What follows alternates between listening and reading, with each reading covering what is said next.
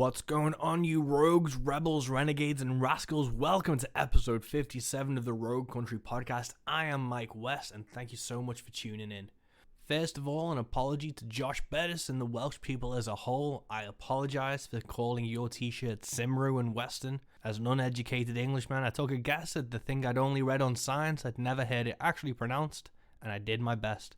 And that's all that really matters, except now where I can actually correct it.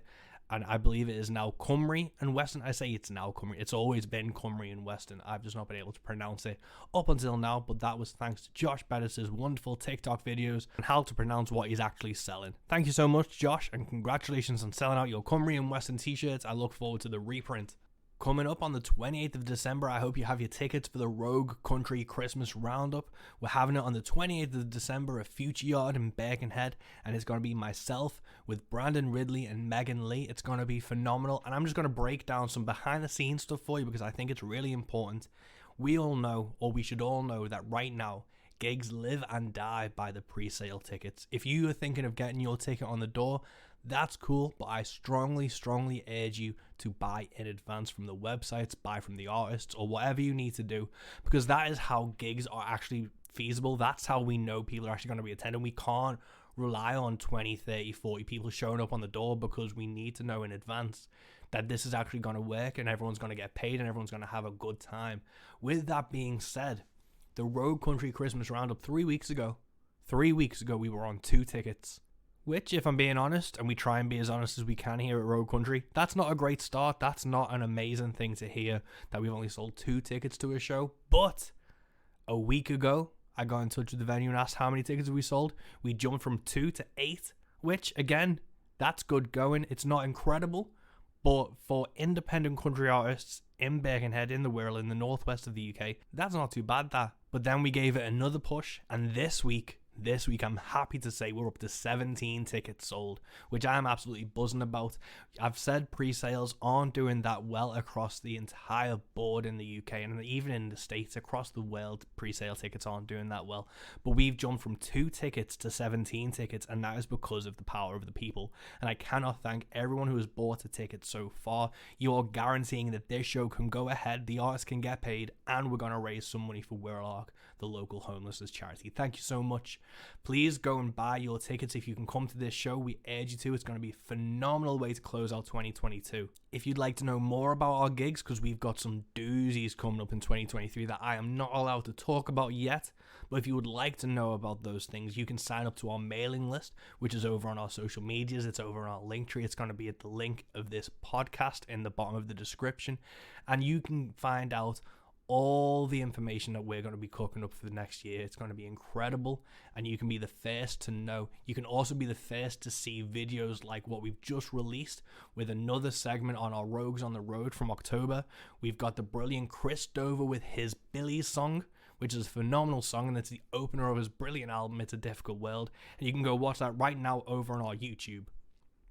But enough about me, enough about Rogue Country. Let's get on to our main event, the reason we are here, the mighty Pierce Edens. I adore Pierce's music.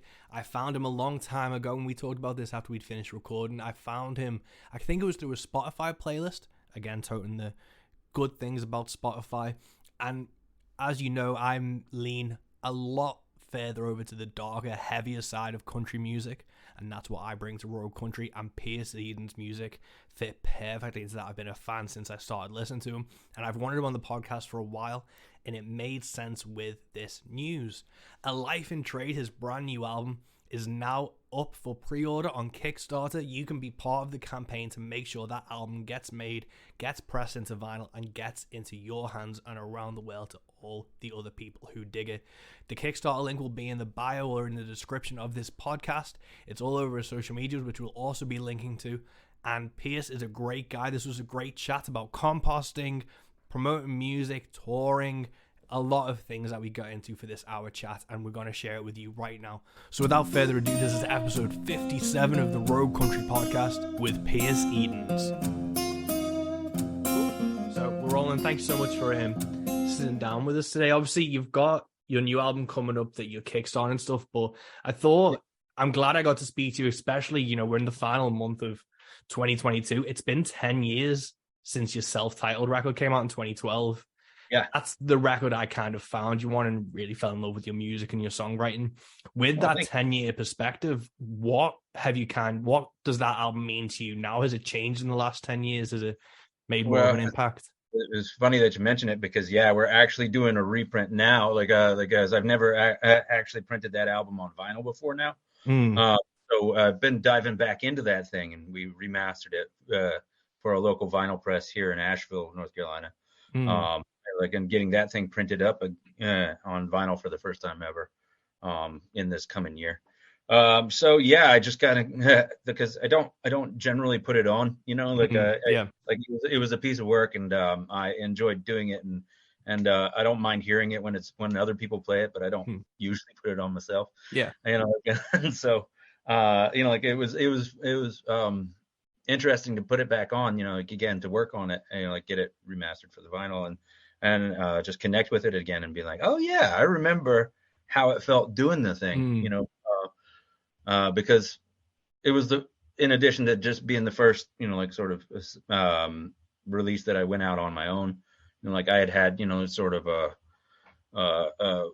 local like bar band sort of set up, playing gigs around mm, the area and whatnot. And we had put together, like a couple of albums to get gigs with and whatnot. But this was kind of my first solo effort.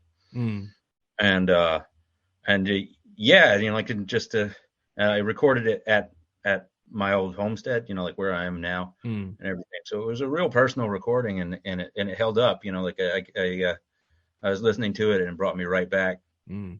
to exactly that time period, and yeah, it was a cool thing to revisit. Yeah. Cool, man. I can imagine, like, obviously you've been playing them songs or you've been playing some of those songs live still, but Yep. you don't really realize you'll sound slightly older and slightly different how you perform Mhm. them now compared to them. Was that interesting to hear you kind of be 10 years younger and doing those songs as you were remastering them? For sure. Like there was a couple of them, like that I was listening to. I was like, oh man, that's slowed down over the years. It mellowed out a little bit. Like some of the rough edges are either rougher or smoother than they used to be. Mm, Like, and so yeah, it was interesting also just to hear the choices that we were making. Like, mm, and how like the live show now we sort of make different choices with them. Like mm. take them in different directions, let moments breathe differently, just because a lot of those songs were brand new when I was recording them as Yeah. well. And now, like you say, I've had 10 years of sitting with them and know them differently now. Mm. And with kind of obviously you've been remastering that, so that's kind of fresher in your mind, and you've been working on this new record. Yeah. Lyrically and kind of mentally, have you noticed any similarities or glaring differences compared to your perspective back then to now? Um, I think I don't know. I've settled more into sort of the storytelling aspect of Mm, songwriting. I think I'm much more comfortable. Like not just getting to the chorus, not focusing so much on like making the song catch. yeah. Like, and rather than just letting it say whatever it is that I'm saying. Yeah. And I think like also like I think with the perspective of age, like just the content of what I'm talking about has shifted as well. Mm, Like um, it's just a little bit different. mm, Like the perspective that I come from mm. anymore. Yeah. Cool, man. And like going way back to the beginning, what was kind of your influence and music, like upbringing? What was it that gravitated towards wanting to pick up a guitar and like learning to sing and, becoming a musician and writing your own songs?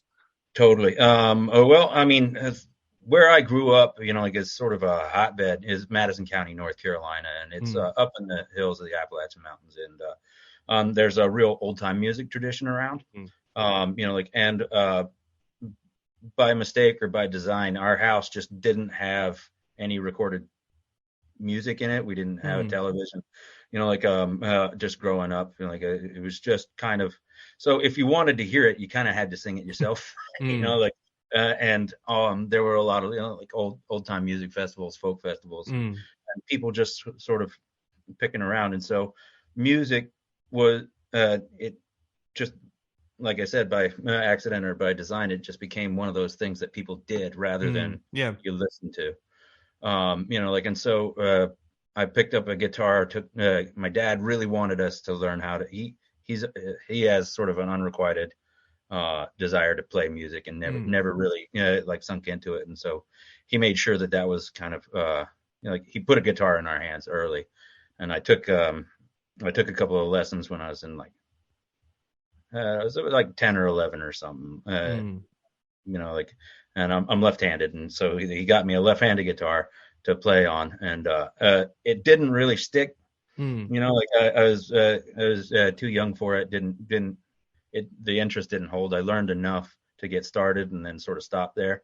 And then, a couple of years later, wanted to start a garage band with my brother and play, like sort of that, because we had discovered, like what recorded music was, and Pearl Jam and Nirvana and all those things were happening then, and we wanted to do that. And so I sort of taught myself again on his guitar. So I had to switch over from the left hand to the right hand and start over. And that was just as well because we were just, like banging out bar chords and making those big, loud, distorted noises. Yeah. Just getting into like that sort of raw emotion thing that was so big in grunge music and so appealing to me as a, like a teenager, Yeah.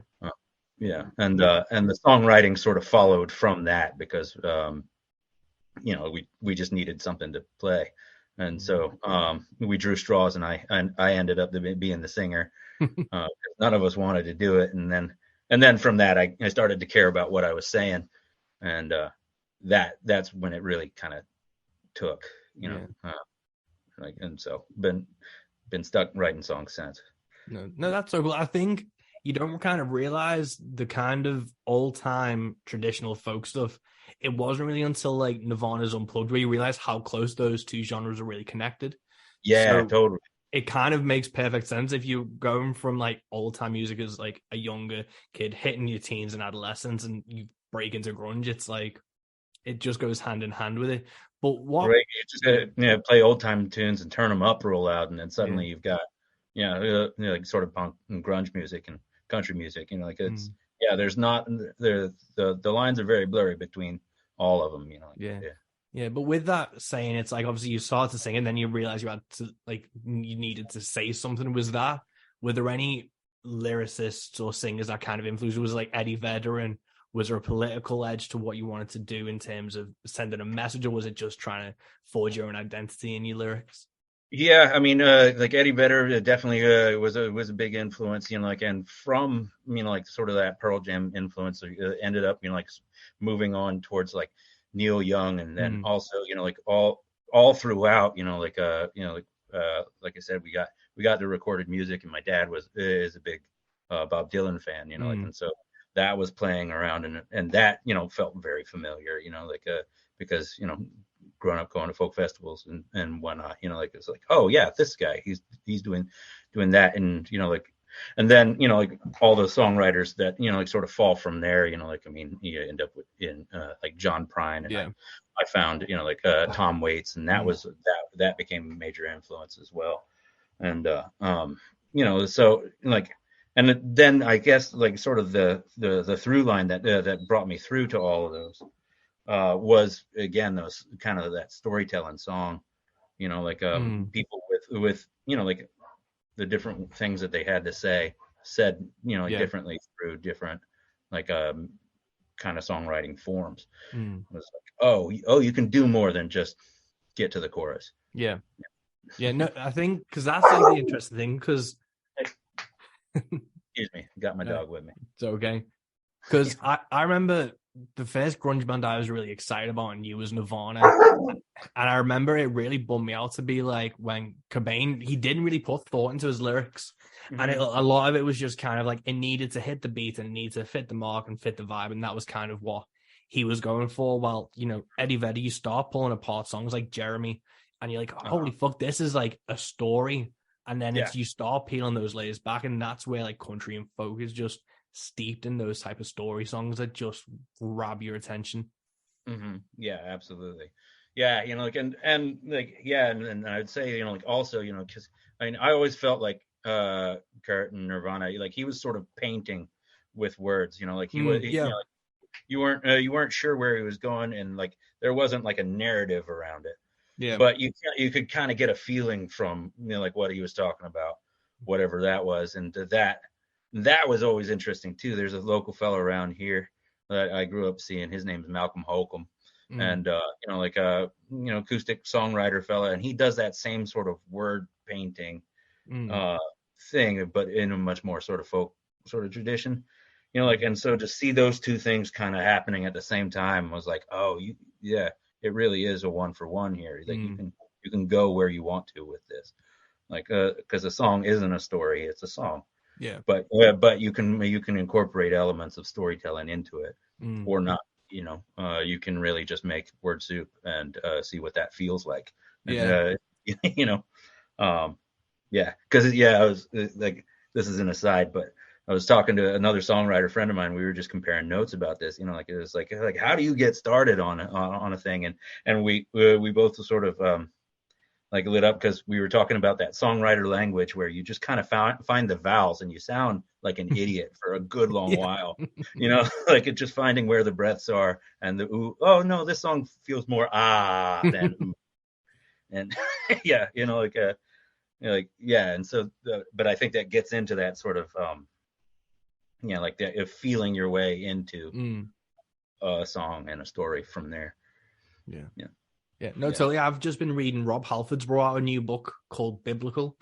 okay. And it's about he did like his Judas Priest autobiography, and then this is kind of like an A to Z of his experiences. So it goes from like what you should do about getting a lawyer to a band Mhm. manager to touring and stuff. And I'm only kind of 50, 60 pages into it. But he has a section on songwriting, which I thought was really interesting to see a metal writer's perspective. Because Mm. they have an album and he writes the title first, and he'll write, say they've got 10 songs, he'll write 10 pieces of paper out with 10 titles and then Huh. bullet point what that title has word connoted, like connotated to Huh. it. So he'll have like firepower, and then it'll be like destruction, fire, and it'll be like words associated to that title, and then he'll write a song and write lyrics based off of those things. I thought that was I'd never seen someone kind of Huh. write from that perspective first. It was like Right. title first, bullet points, and kind of brainstorming similar Yeah. words. Well, that sort of makes sense in terms of metal too, because I Yeah. mean, yeah, like that's so much built on just that punch and that feel. So Mm, start at the high point and build from there. yeah. That kind of makes sense to me. Yeah. Yeah, though, like it would have never occurred to me on my own. No, that's the thing. I remember I had a university professor. He always used to say, "What would you name your puppy?" Because he's like, whatever you name your puppy, you kind of instill traits into it from that Uh-huh. name. And then that dog will kind of grow up representing that name, even if you didn't necessarily mean for it to. And he always Right. said, with compositions, name your puppy. So try and name it first, and then that will at least give you some vibes. And I thought it's an interesting thing. I've done it occasionally, but for the most part, it is kind of sounding out Huh. that those words and like that phrasing, and then the vibes to fit it, and then Uh, trying to think of what to fill it in. It's a really interesting yeah, perspective. yeah, it's kind of almost the opposite of what I do. Like I end up with a song, and then like the last thing to come through is the title on the thing. Like I have so many songs called the new song until like it's time to make an album, and I have to Mm, actually put it in print. You know, yeah. like so yeah, it was. We'll be on stage. I'm playing anymore with this one fella, Kevin Reese. He's my long time bandmate, and it's Mm, sort of whittled its way down into a duo show anymore. Like it's just me and him traveling around mm. most of the time. And yeah, I'll be like, hey, Kevin, let's play the new song, and he'll be like, which one? you know, yeah. So Mm. the new one. No, the old new one. The Yeah, middle new one. yeah, right. Yeah. Yeah.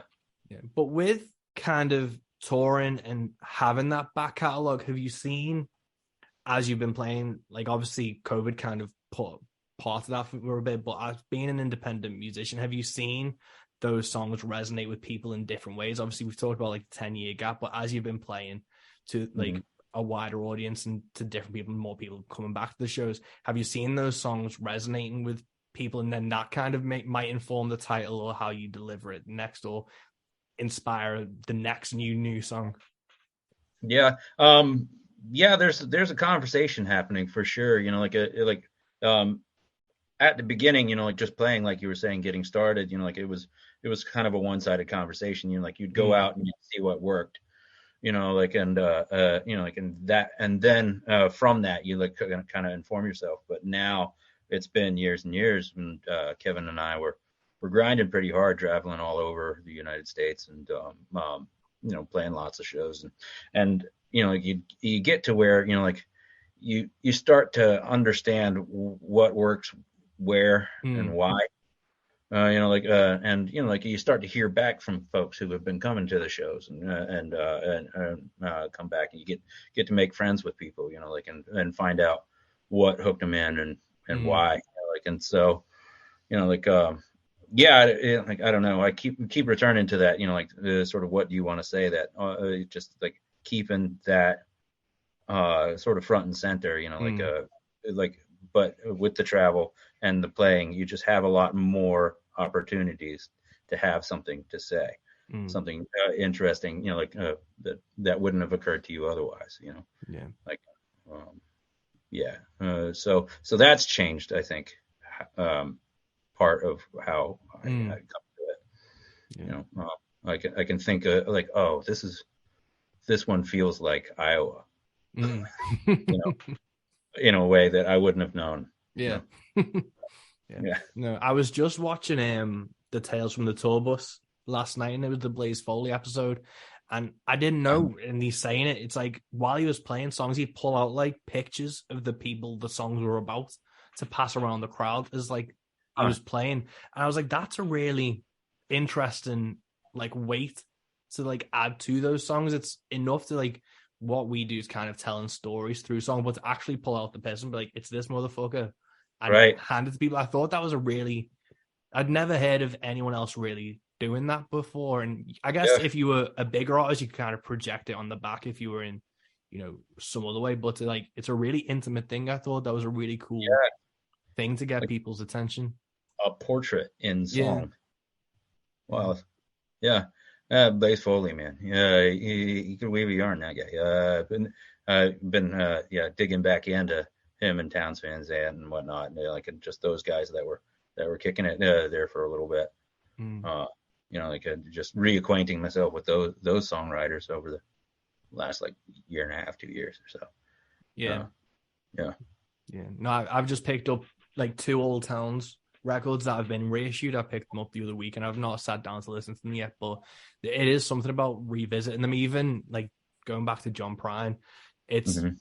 it's good when a piece of art, it can say one thing to you like one year, and then you can be in a different headspace another year and you'll pick up on a different inflection or a different line. You're like, fuck.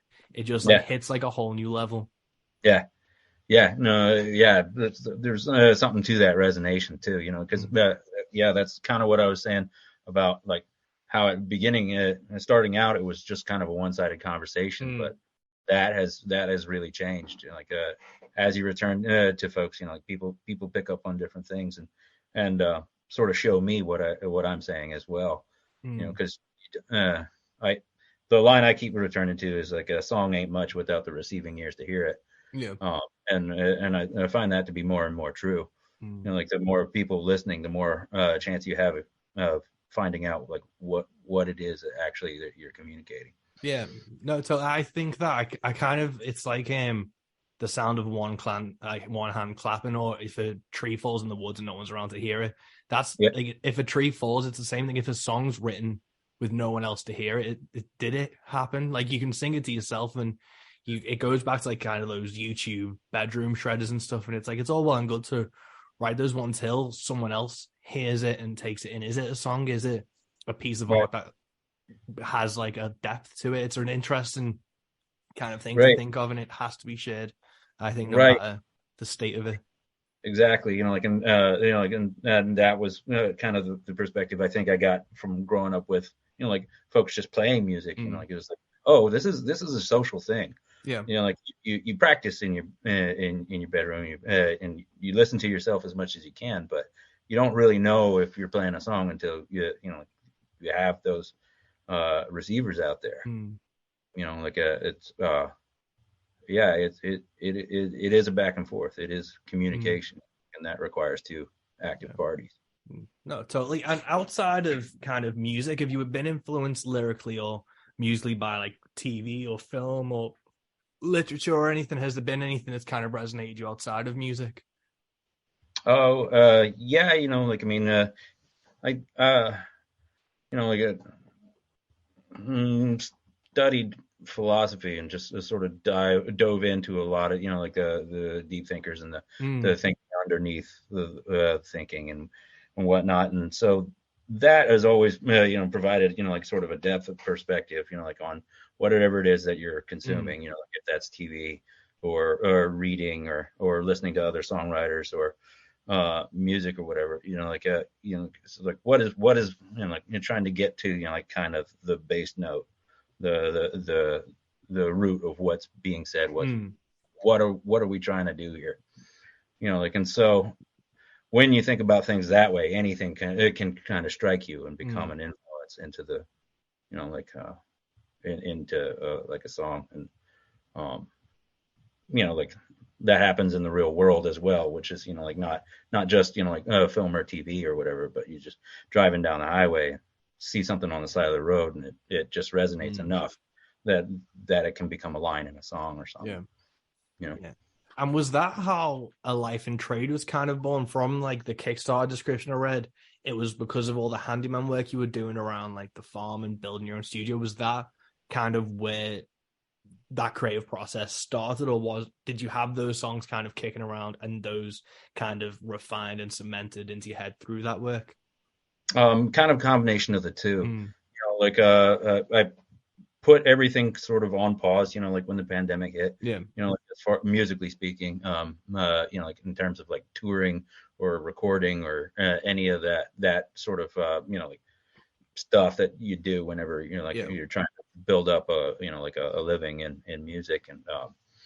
And that was all just sort of put on halt, like, and so that just opened up a lot of time and space in my head to do, like you were saying, all these other things, because I've been driving around in the van playing shows and reading composting books, like on separate stuff, like, and so you end up saying to yourself, like, oh, if I ever get the time, I'm gonna do this, that, and the other thing, and so suddenly I had time, and it was like, all right, well, shit or get off the pot here, like, so yeah, like doing all that stuff, like I had, like sort of the embryos of songs mm, kicking around from, like from touring and live and mm, just being behind the guitar all the time.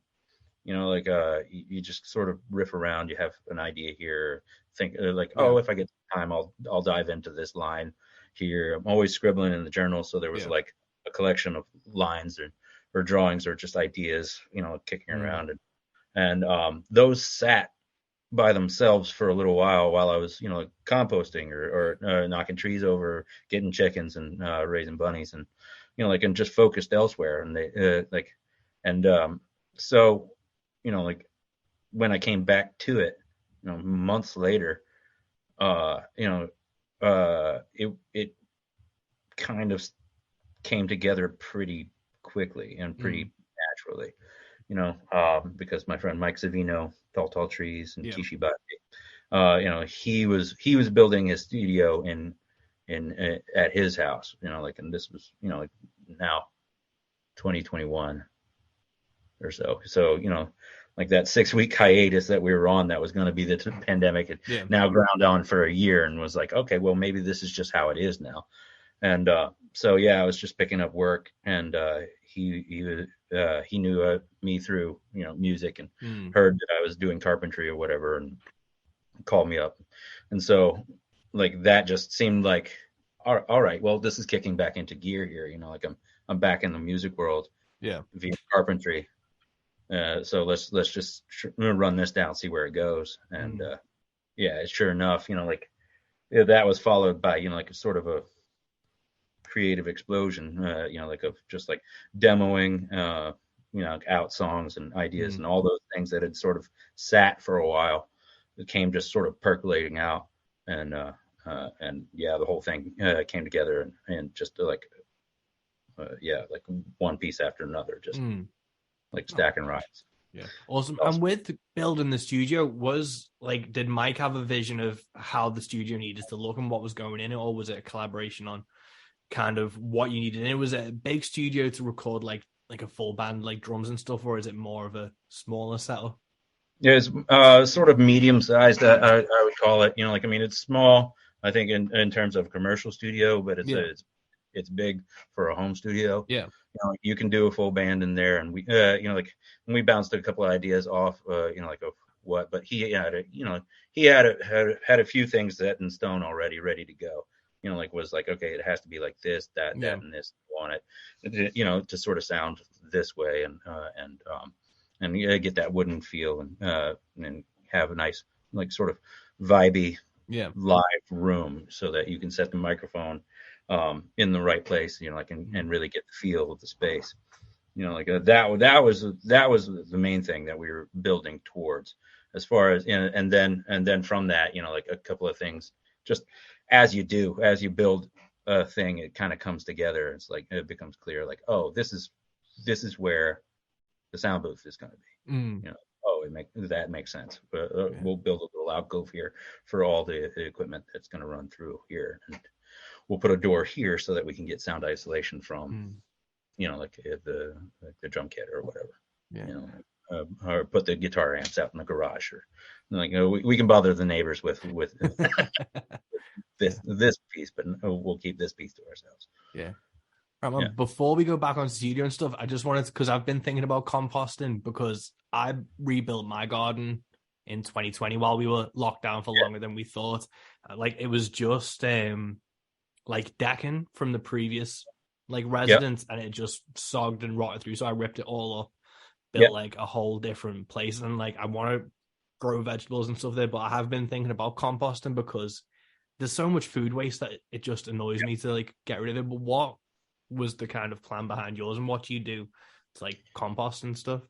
Okay, well, I think the three pillars of compost, like is nitrogen, carbon, and I think is phosphorus. Mm. Like the NPK they call it. And so for me, like the system I've landed on, and this is part of the reason why I'm so busy this time of year, is because like it's like I have 3 full-time jobs and none of them have anything to do with each other, and so it's just the way it goes. But like you got to get a bunch of carbon material, Mm. like, and so that's known as brown compost. So that can be paper, cardboard is great. Mm. Shred up a bunch of cardboard, or leaves. I get leaves from my there's a neighborhood that has a lot of oak trees, and I prefer the oak leaves for mine, just because they're very clean. I don't end up with a bunch of twigs and sticks and whatnot. So those are good for composting as well. They're just more long term. Like, and so if I'm pulling like a 6 week or a 12-week compost, I'll change my carbon materials a bit. Mm.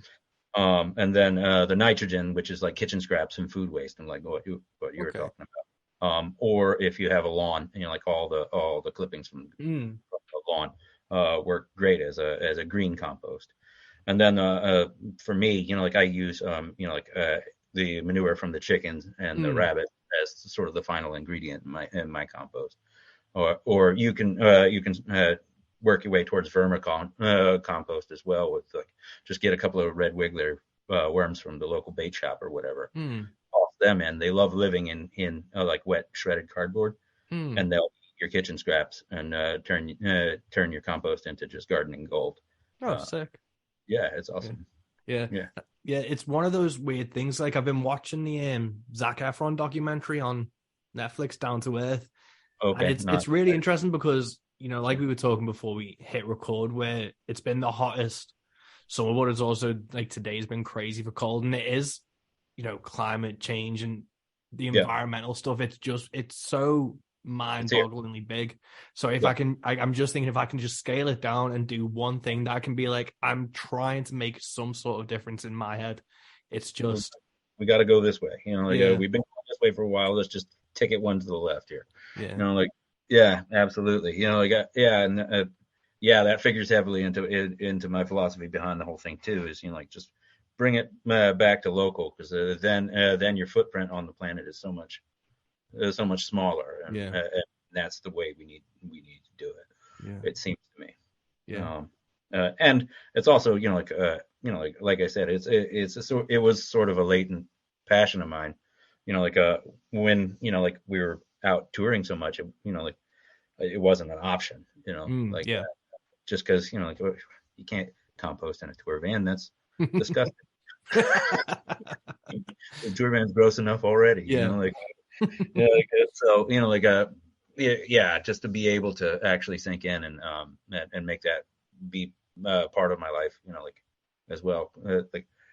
That figured into the title as well, just because, I think we all got a time back in 2020 Yeah. in a way that we hadn't for a while. Everybody, just pressed pause for a second. And then it was a lot longer than a second, and whether we wanted to or not, had the time to actually think, like, what am I doing? What am I doing? Yeah. And how do I want to do it? And so farming, gardening, homesteading, that became my life in a way that it hadn't been able to before. And so it occurred to me, no matter what you're doing, you're trading your life for something, and so trading time for time just felt so appropriate to make a record, because we're putting this time into a record and trading it one thing for another.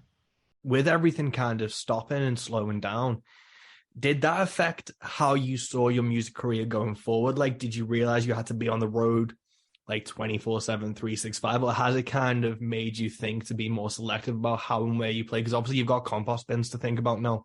So it's right. Well, it wasn't intentional, but I just ended up collecting so many animals, 10 chickens, 2 bunnies, a couple of dogs, and a couple of cats, and suddenly, I've seen it happen with my peers, whatnot, around the music business. Was like when you start to put down roots somewhere, then you become a lot more selective about the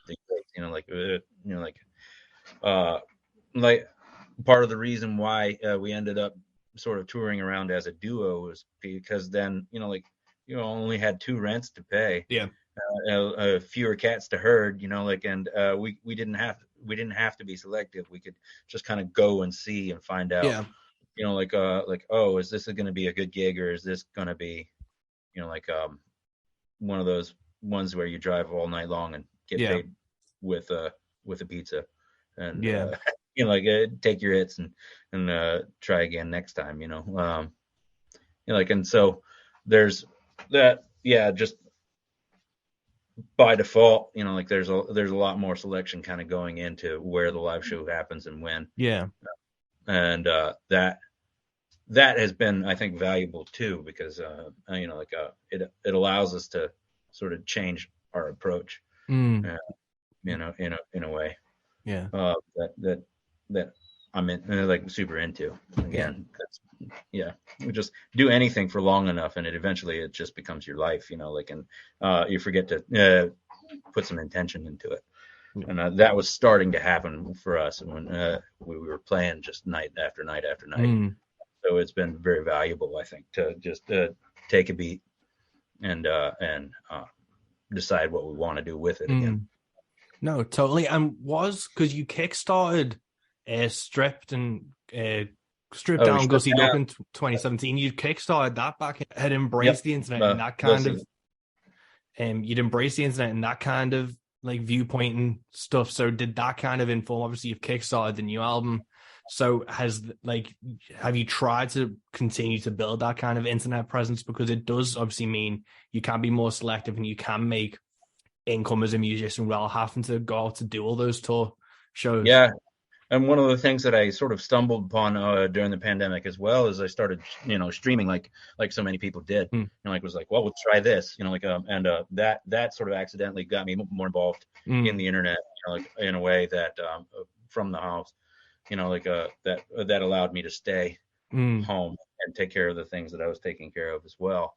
And so yeah, like it just sort of underlines what I think you're saying is that, like there's not just one way to do it. Yeah. You don't have to just accept that, like your life happens on the road Mm. anymore. Yeah. Even though I think, like there, like people call and I want to go,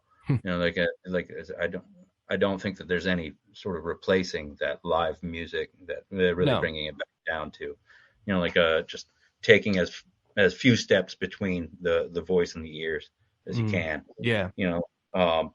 But in this modern day and age, there's room for other things too. Mm. Um, and so you can sort of yeah, pick your way through. Like there's just a lot of different ways to go about it, Mm. more so than maybe ever before. Yeah. Mm. So. Yeah. No, totally. I'm with like Kickstarting back in 2017.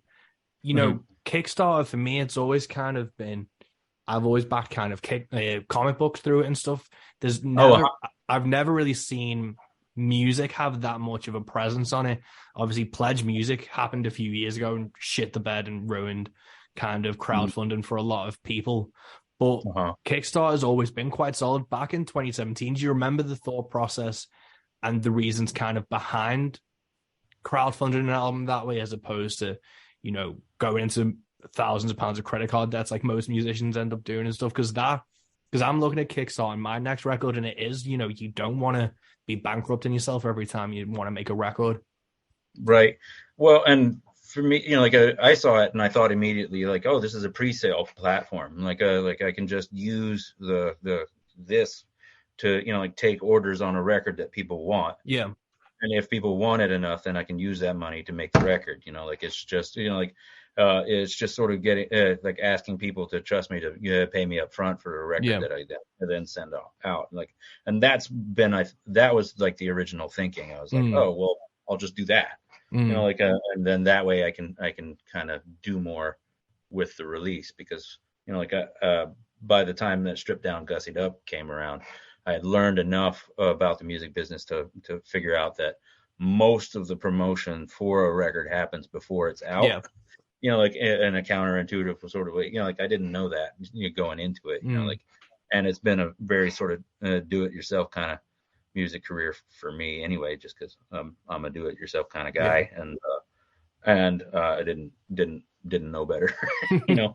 Like, and so like that, like so having like that Kickstarter sort of show up, like on Stripped Down Gussied Up and getting funded for that, like, and realizing that there were in fact people willing to Mm. donate to the thing, like even more so than just buying a record, like really getting invested and wanting to help out was yeah, like that sort of dropped the scales off my eyes. I was like, oh well, people want to be involved in this. Let's get Mm. out of the way.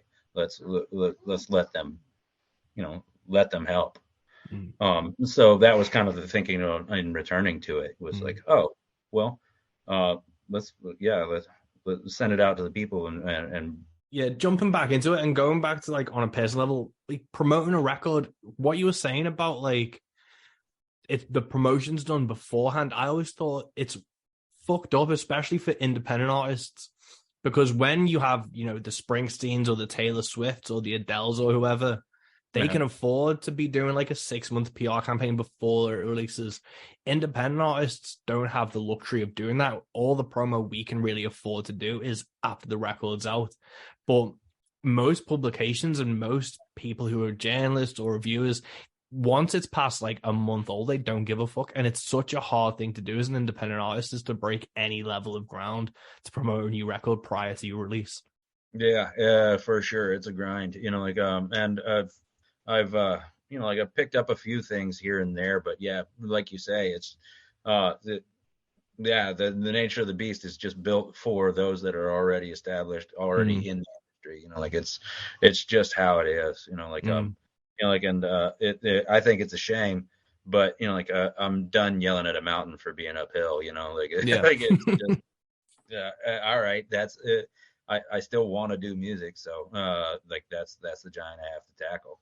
Mm. Uh, like and so yeah, like the Kickstarter becomes sort of like a major uh, uh, asset in that regard, because then like I was saying, is that even though I can't afford to do it, like the Bruce Springsteens or the Taylor Swifts of the world, Mm. like I with a little bit of funding, like before the record's out, I can afford to do something, Yeah. like and that's usually been enough for me, because I'm just happy to be here, all I need is enough to keep the train on the track, you know. Yeah. So Mm. uh yeah, that's where it goes. I'll eat out of the garden and then go play the show, Yeah. like Yeah. make it work. But no, I think that's a really interesting thing, and that's what I enjoyed about kind of the Kickstarter write up, because I think there's from the day we're recording, I think there's 20 days left on the Kickstarter. Yeah, Um, thereabouts. and I was reading up on it, and it is interesting to you are a seasoned musician, you are aware of the challenges and the mountains of the music industry, and you factored them kind of into this Kickstarter campaign to take people on that journey to know what it's like to be an independent musician. With kind of the team you're working with, were they people you've built relationships up before with, and you've obviously heard of and seen the work that they do to bring it into Yeah, your camp to try and get your new album out? yeah, absolutely. Like for instance, right now I'm not at home. I'm in the office of my good friend Mary Lynn, who runs like a business of her own called In Blue Handmade, and it's like leather goods and whatnot. And Mm. it's been she's a dear friend of mine that I've met through like shows and stuff, and just she helps me out with merchandising and fulfilling orders and whatnot, because that's she's a whiz at it, and I Mm. like I said, I had no real talent for computers at all, much less like order fulfillment or merchandising or any Mm. of the shipping considerations, all the things that like I never sat down behind a guitar to do. Yeah. But independent musicians and independent folks of all kinds know that like as soon as you decide to be independent, then you've got a number of hats to wear that Yeah. may or may not fit, but you got to put them on anyway. Mm. And so like I've developed these relationships over the years, just ending up like just trying to figure out how to, like I said, keep the train on the tracks. And Mm. so like with publicity and like like venues and booking and management and promotion and all the things that like I said, I never really set out to do. Yeah. When I sat down behind a guitar, I've got like close friends who have been helping me out. At this point, they're close Mm. friends. It started out like it's just uh, yeah, people we met through doing shows and started working together and whatnot. No, Mm. so like I'm real excited about like, because all of these people I've met since Stripped Down Gussie Death, the last album, came out, and so yeah, I'm really excited to have had like the time over the pandemic to take a breath Yeah. and get prepared, and then also like that time to really kind of flush out those relationships that I'd built over the years and plug them into Mm. now this application. See, Yeah. with like a little bit of money gathered together from the Kickstarter and a little bit of intention put into where we Yeah. want to go now. Like, let's see if we can't build something new and extend our reach even further. Mm. No, totally, man. It is one of those things where being an independent musician, you realize it's 20% music if you're lucky, and then 80% admin, because you are your own booking agent, your own manager, and you are just like, because I remember Mark Maron once said, people will only help you, or it's like you only start to make money when you make other people money, and it's only when someone else gives a fuck that like it can actually start like growing and stuff. And you always have to be your biggest advocate. You always have to be the one willing to like put in the most work, because no one wants your success more than you. And Yeah, you are always the one who has to be that driving force. And it is one of right. those things where if you aren't willing to be your own manager and be your own booking agent for a good chunk of time, why would Yeah. anyone else? Right. Yeah, exactly. I think that used to be the model way back in the day when the music business, like there were people that will scout around and be like, oh, I can grow Yeah. this from a seed to a tree. At Mm. this point, that's long gone. Like, I mean, if it was ever a thing at all, Mm. like I don't know that there was ever that kind of support, just speculative, like No. support around. And regardless, I don't care what business you're in, like you can't pay people to love your thing. No. You can pay people to do your thing, but like that missing ingredient is so essential, I think, in music in particular, Mm. because like you can feel it, Mm. like you can feel it coming through an email. Mm. Like it's just, is this authentic? Does Yeah. like it's, I think it's absolutely essential. And so I've never minded, like doing whatever I could, like being independent and trying to keep that. I've never minded, like, even though that means, like oftentimes I'm doing something that I don't know how to do, Mm. and more ways than one, I'm certain that I'm doing it right, poorly. Like it's just like, you're just gonna have to forgive me for this, because without this, the other thing don't happen. Yeah. So Yeah. But no, totally. And I think that's really valid. And going on, like, I've just been watching like some Willie and Waylon documentaries and stuff. And I was thinking, like, if they started today, they wouldn't have been given the time to get to Redheaded Stranger or Honky Tonk Heroes, because that was like 6, 7, 8 albums in their career. And it's like, that just isn't, like, no one grows people like that anymore in terms of yeah, the record label industry. They would have been dropped by like album 2. And it's yeah, crazy to see how that industry has gone, but also how independent artists like yourself have built a career and built a living off going your own way and being independent, because you may not be getting obviously help from the labels, but you own all your own songs, which is a yeah, huge thing. And it's, you get the final say on everything, as opposed to, having to cut your hair and sound like whoever or do whatever you need to do that right, the label will try and force you to do.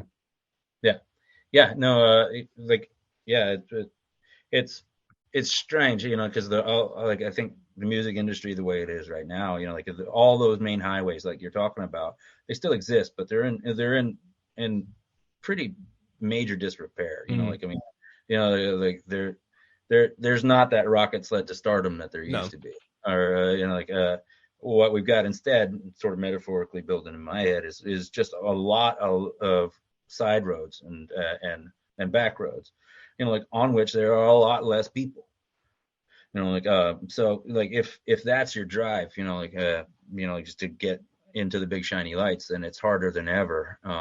But like there's plenty of life happening, like off to the side here, Yeah. like, so I've been very content to just, like, dive in there, Mm. and kick around in the backwoods, like sing for whoever shows up, Yeah. you know. No, exactly. And with a life in trade, it's already, isn't it? Like, if, or when, not if, when the Kickstarter is fully funded in 20 Yeah, days, that yeah, email is going out and that record is out in the world, at least digitally, for the time being, until yeah, the funds come through and you can produce it on vinyl and stuff. yep. So how long has that record been created and kind of sitting there for?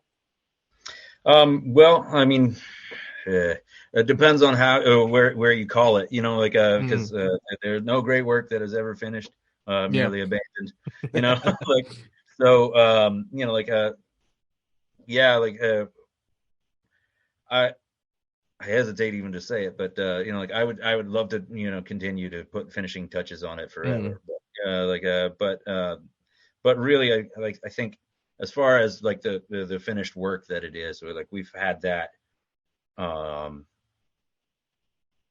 for a couple months now. Mm. Like, it's just, like, sat on it for long. Like, is it done? Let's listen one more time. Is it done? And we, finally landed it. Yeah, yeah, it's time to go. So yeah, the music part of the record is done. Mm. Like, and yeah, and so, yeah, just as soon as, like you say, as soon as I get the money to actually execute the plan that we've got in place, which has been, like, putting the plan together has been the last couple of months, Mm. like, and so as soon as I get the funds to execute that plan, then I can send it out into the world and let it live where it's gonna. Yeah.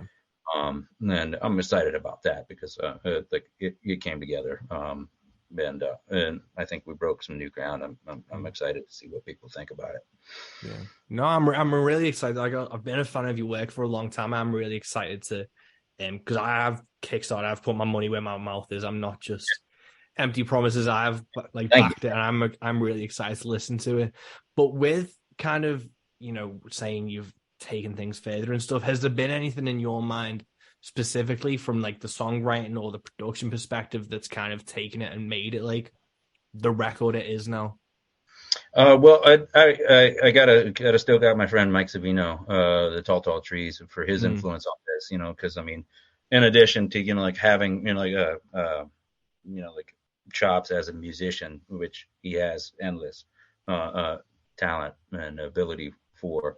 Like he was also like a steady hand on keeping the direction mm, of the album moving in the way that we had said in the first. We had a lot a lot of time swinging hammers and putting the studio together, time to talk about like, yeah. all right, well, when we make this record, what do we want to do with it? What are we shooting for here? Like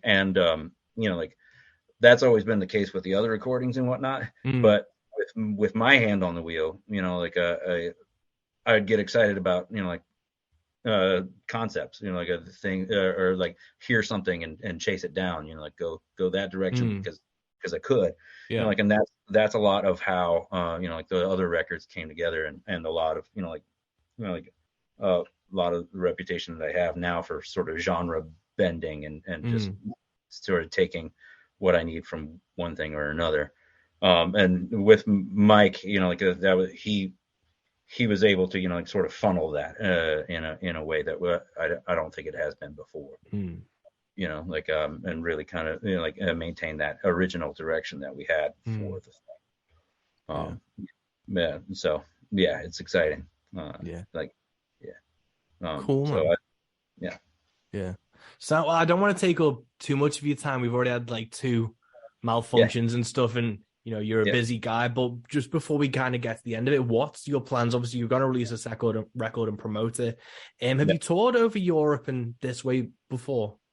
No, the closest I've ever come to that idea is I ended up busking on like on the sidewalks every now on just a trip that I had and when I went sort of kicking around, but like nothing ever formally or organized in any sort of capacity. Yeah. Um, but yeah, it's on the list of things to do for sure. Mm, Like a bucket list of like, well, who do I know? How could I put this together? yeah. So yeah, that's one of the big hopes for this coming push. Mm. All right, man. Yeah, And then are you planning on touring more strategically and specifically in the new year? Because like we've only got 20 days left of yeah, 20 this days year. left. Yeah, and so yeah, the tour schedule is gonna be ramping up. Again, just as part of the whole release plan.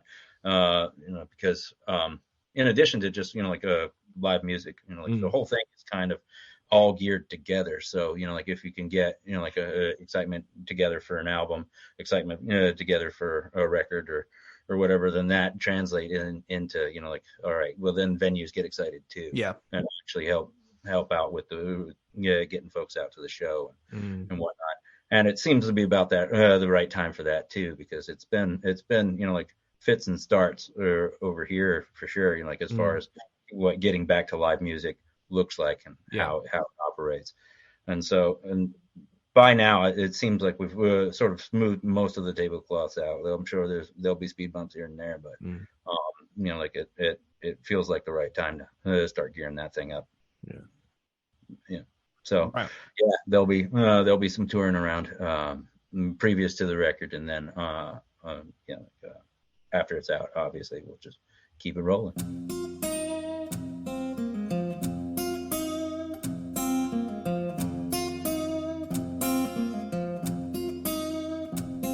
Keep it rolling indeed. indeed, and thank you so much for listening to episode 57 of the Rogue Country podcast. I really appreciate it. Don't forget to like and rate and follow on whatever podcast platform you're on. It always helps. And head over to Pierce Eden's Kickstarter, A Life in Trade. The link is in the description of this podcast, and it's going to be across our social media. Back that album, you will not regret it. And in the meantime, keep supporting the things you love, keep loving the things you love, and until next time, peace.